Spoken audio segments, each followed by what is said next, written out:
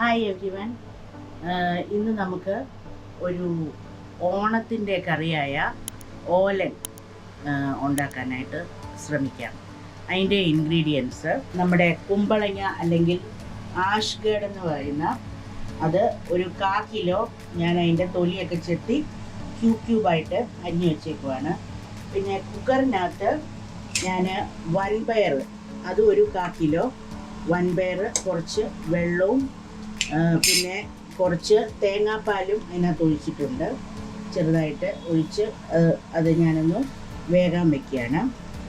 പിന്നെ ഇതിനകത്ത് വേണ്ടത് പച്ചമുളക് വേണം. 2-3 പച്ചമുളക് ഇങ്ങനെ സ്ലിറ്റായിട്ട് കീറിയ 2-3 പച്ചമുളക്, പിന്നെ കുറച്ച് കരിയാപ്പില, പിന്നെ ഉപ്പ്, പിന്നെ തേങ്ങാപ്പാലിലാണിത് പാകം ചെയ്യുന്നത്. പിന്നെ അവസാനം തേങ്ങാപ്പാൽ ഒഴിക്കുകയും വേണം. കുറച്ച് വെള്ളം വേണം. പിന്നെ വെളിച്ചെണ്ണ, ശുദ്ധമായ വെളിച്ചെണ്ണ വേണം. അന്നേരം നമ്മൾ ആദ്യം കുക്കർ എടുത്തിട്ട്, ചുവട് കട്ടിയുള്ള നല്ലൊരു കുക്കർ എടുത്ത് അതിനകത്ത് വൻപയർ കഴുകി അതിനകത്ത് ഇടുക.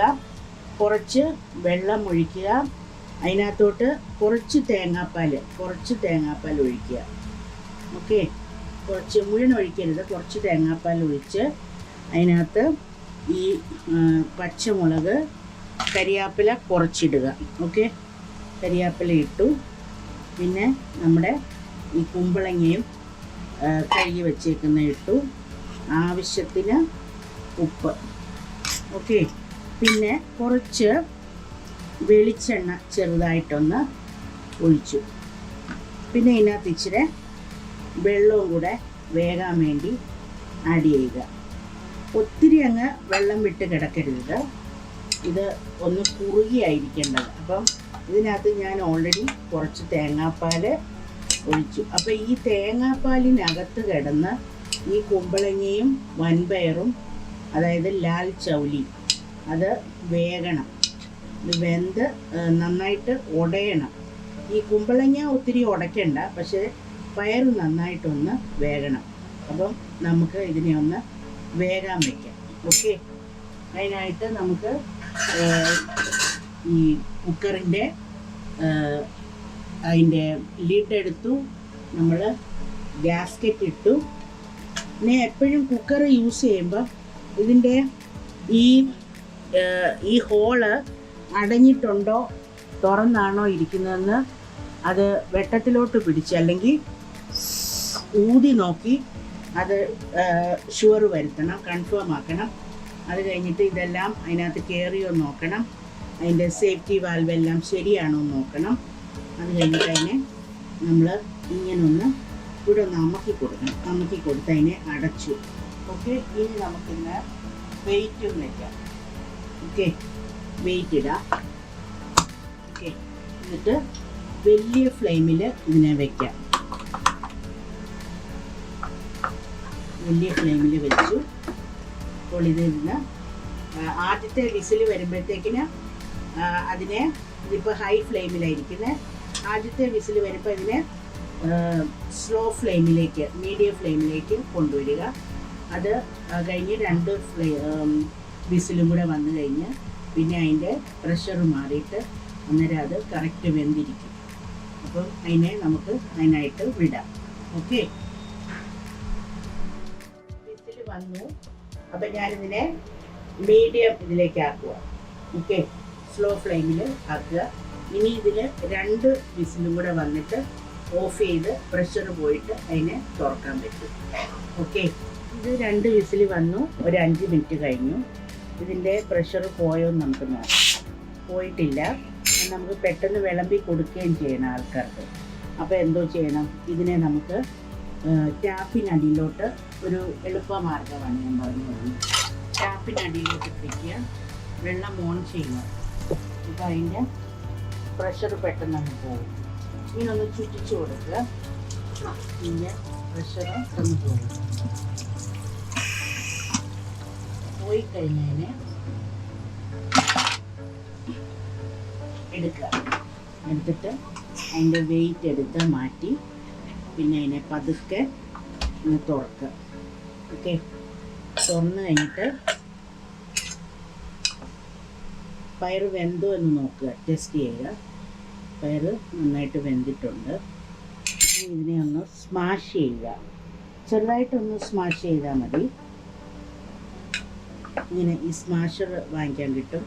ഇത് വെച്ചൊന്ന് ചെറുതായിട്ടൊന്ന് സ്മാഷ് ചെയ്യുക. ഇങ്ങനെ ട്വിസ്റ്റ് ചെയ്യണം. ഇത് ഈ കുമ്പളങ്ങ എല്ലാം സ്മാഷ് ചെയ്യണമെന്നില്ല. 1, 2, 3 അതുപോലെ കിടക്കണം. ഓക്കെ, അപ്പം അതിനെ സ്മാഷ് ചെയ്തു. അത് കഴിഞ്ഞിട്ട് അതിനകത്ത് ഈ തേങ്ങാപ്പാൽ, നമ്മൾ ഡാബറിൻ്റെ തേങ്ങാപ്പാലാണ് ഞാൻ ഹോം മെയ്ഡ് തേങ്ങാപ്പാലാണ് യൂസ് ചെയ്യുന്നത്. ഇതിനെ ഒഴിച്ചു. അത് കഴിഞ്ഞിട്ട് അതിനകത്ത് ഇച്ചിരി വെളിച്ചെണ്ണയും കൂടെ ഒഴിച്ചു. കരിയാപ്പില നമ്മൾ കൂടെ ഇട്ടു. കഴിഞ്ഞ് നമുക്ക് നന്നായിട്ട് ഉടയാതെ അതിനെ നല്ലതായിട്ടൊന്ന് ചുറ്റിച്ചെടുക്കുക. പിന്നെ ചെറുതായിട്ടൊന്ന് ചൂടാക്കുക. ഒത്തിരി അങ്ങ് ചൂടാക്കരുത്. ചെറുതായിട്ടൊന്ന് ചെറിയ തീയിൽ വെച്ചൊന്ന് ചെറിയതായിട്ടൊന്ന് ചൂടാക്കുക.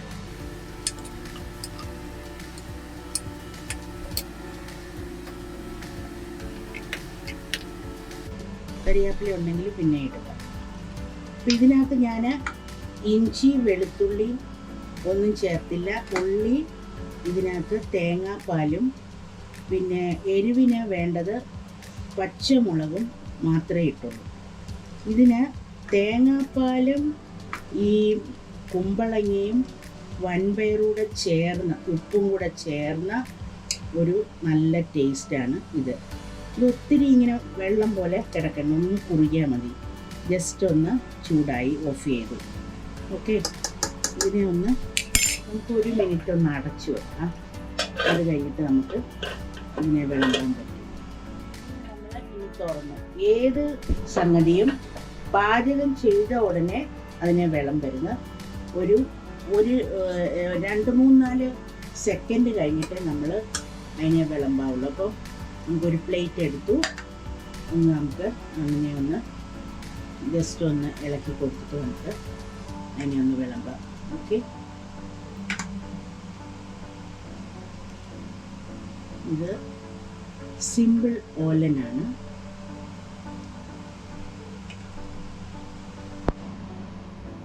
ഓക്കെ, ഇതിൻ്റെ ഉപ്പും മുളകും ഒക്കെ ഒന്ന് നോക്കാം അല്ലേ. അപ്പം ഞാൻ തന്നെ ടേസ്റ്റ് ചെയ്യണം അല്ലേ? ഇല്ലടാ, അതോ നിനക്ക് ടേസ്റ്റ് ചെയ്യണോ? ഓക്കെ, ഞാൻ തന്നെ ടേസ്റ്റ് ചെയ്യാം. ഇതിൻ്റെ ഓലനും കൂടെ എടുക്കാം.